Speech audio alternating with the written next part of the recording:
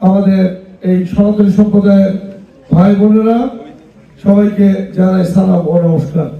আপনারা অনেকক্ষণ ধরে বসে বক্তব্য শুনছেন, অনেক কষ্ট হচ্ছে, তো আমি আর বেশি বক্তব্য বেশিক্ষণ দিব না। আমি কিছু গুরুত্বপূর্ণ 2-4টা কথা বলে আমার বক্তব্য শেষ করব। আপনারা এই যে এতক্ষণ ধরে আছেন, বসে আছেন, এই বক্তব্য শুনে লাভ নেই।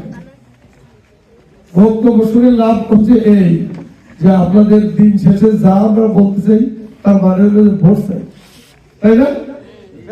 তো এখন এই ভোট আপনারা দেওয়ার ব্যাপারে ইতিমধ্যেই আপনাদের বক্তারা বলেছেন, আমাদের সনাতন সম্প্রদায়ের ভাইয়েরা বলেছেন যে না, আমরা এবার শতভাগ ভোট আমরা ধানের শীষে দেব। কারণ আপনারা যে মার্কাটা একটু পছন্দ করতেন, যদিও এখানে ওই মার্কার বাইরেও ভোট আপনারা দিয়েছেন অনেকবার, এই জায়গায় দিত, সেই জন্য আমি বলছি, তবুও সেই যতটুকু দিতেন সেই মার্কাটাই তো এখন আর নেই।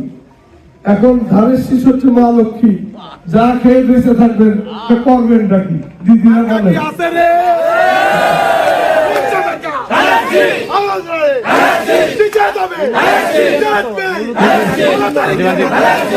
এখন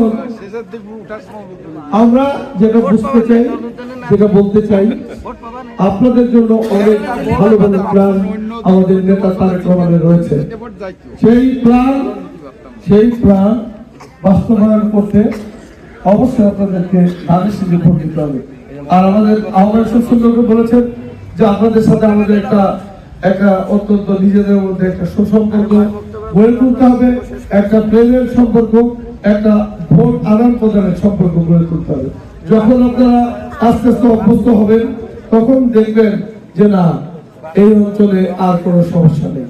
কিন্তু ইতিমধ্যে আমার কানে কিছু তথ্য এসেছে, সেই বিষয়গুলো আমি এখানে বলতে চাই না, কিন্তু আমি একটা জিনিস, সবাই আমাকে চেনে, আমি কিন্তু আইনের শাসনের ব্যাপারে অত্যন্ত কড়া লোক।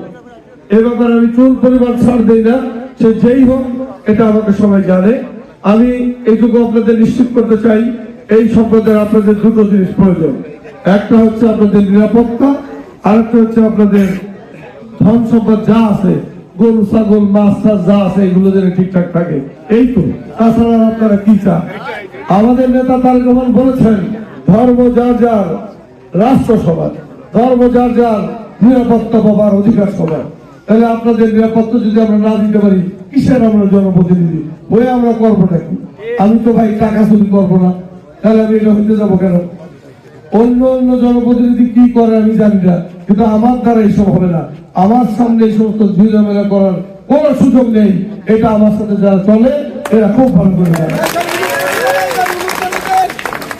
তো যাই হোক, আমি আপনাদেরকে আর কষ্ট দেবো না। আমি আপনাদের বলতে চাই,